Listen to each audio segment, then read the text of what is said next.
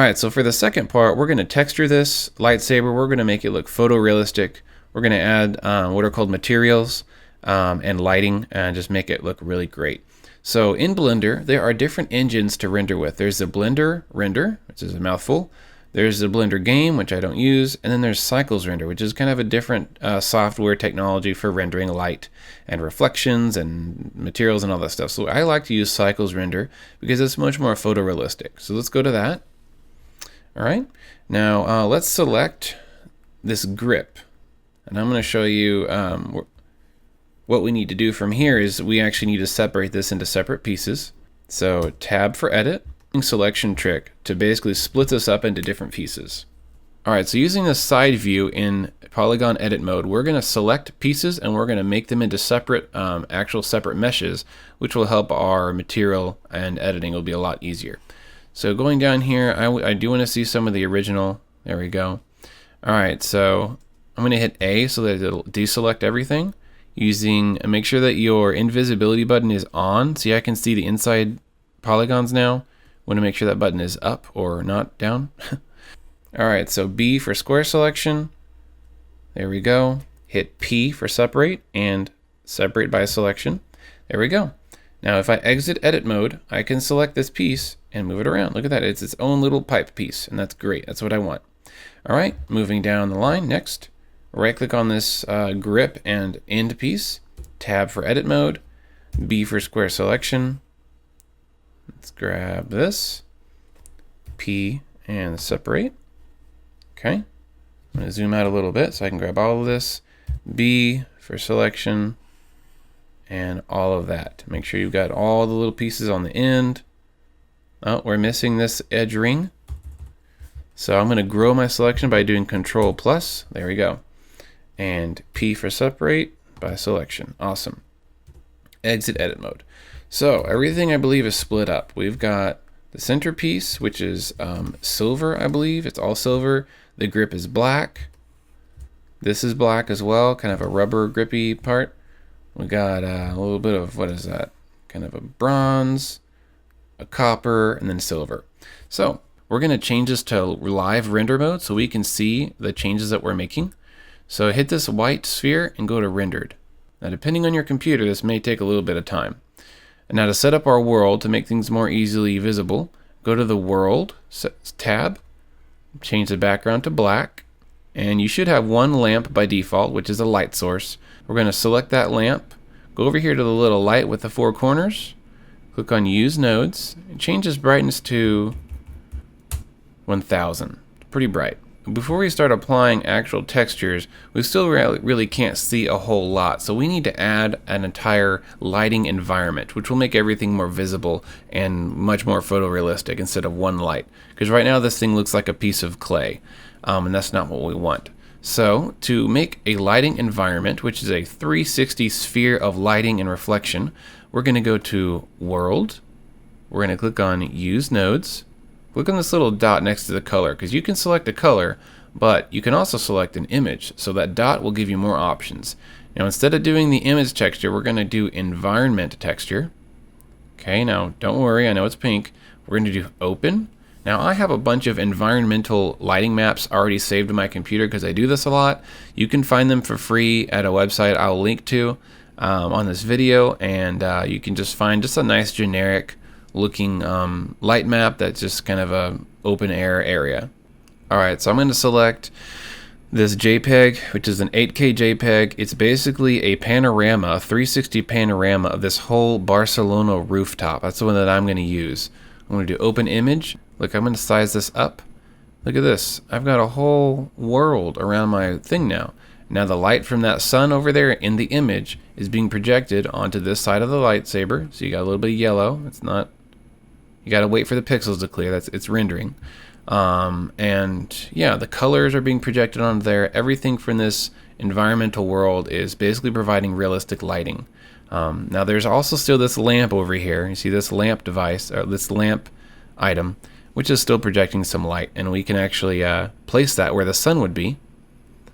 So I'm going to hit 7 to get an above view.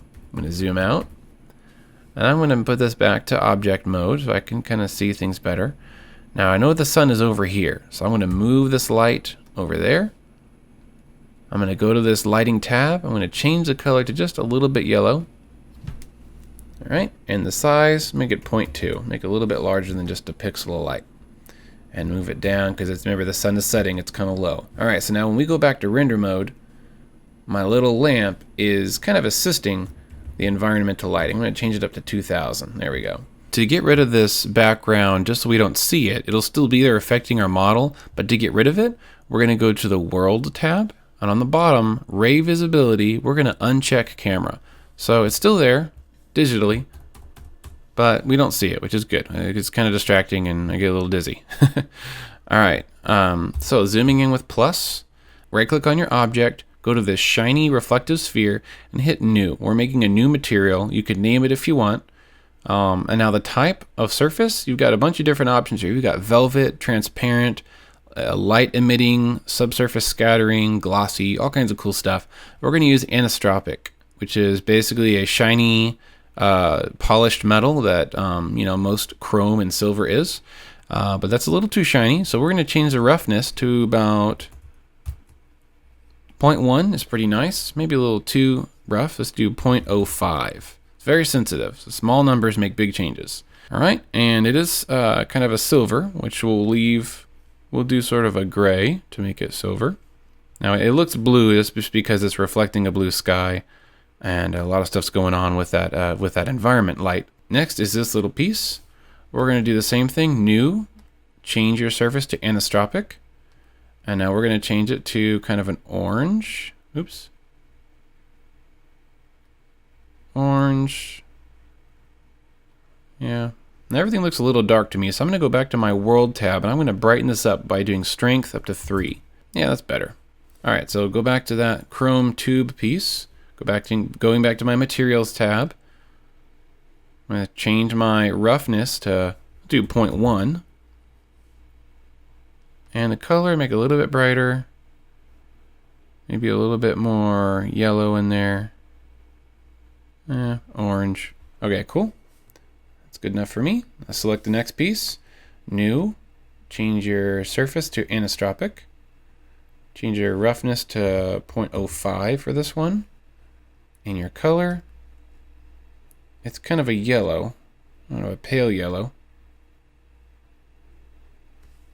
Yeah, I think that's okay. So depending on the speed of your computer, this is rendering it in real time as best it can. I have a video card in my laptop, so that helps a little bit. You'll see as you wait, it gets clearer and more clear, and that noise will go away. That's what I like about the cycles render mode.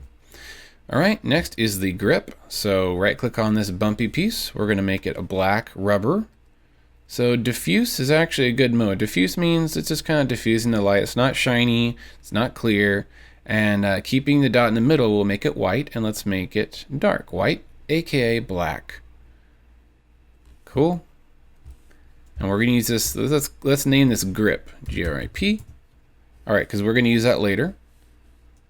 Sliding down our lightsaber, let's just select this piece, and we're gonna make this the same silver as that end part. So if you select that end piece, and let's name this silver, I should have named it to begin with, I was lazy. Select the main center piece. Instead of doing new, we're going to do drop down silver. Look at that. Saving ourselves more time. I'm all about that. All right, next is this grip piece is also black, which is the grip one we made. Grip. And these bumpy parts at the end are also silver, and so is this cube. Drop down silver. And then this piece, let's look at the original. If I hit in, it brings up this little menu over here.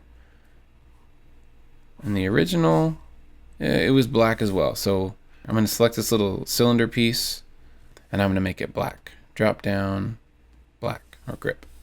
Awesome. Pretty cool. So that's the basics of texturing. You set up a little environmental lighting, which I highly advise you download a few of those nice panoramic images. That'll help you light stuff. Cool. Next thing you can do is you can add a ground by Shift A and make a plane, which is just a flat square. We're going to hit S to scale it up really big. All right, so it's a really huge flat plane. Now over here, you see this thin orange line? That's the actual plane that we just made, and I'm going to move that down.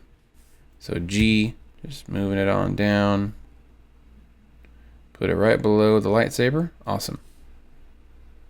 So now if we fixed our perspective using Alt and left click, just let it render for a second or two.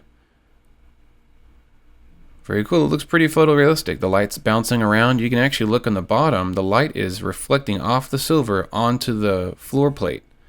And there's also the shadow, of course. So there's a lot of complex things going on with this light rendering. And that's what makes a render great, is accurate light, is lots of samples, which are those little dot pixels that are getting clearer and clearer.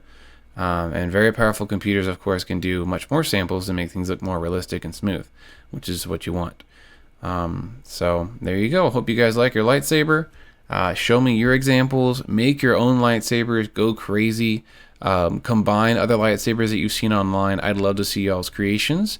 And let me know what you thought of this video. Thanks for watching.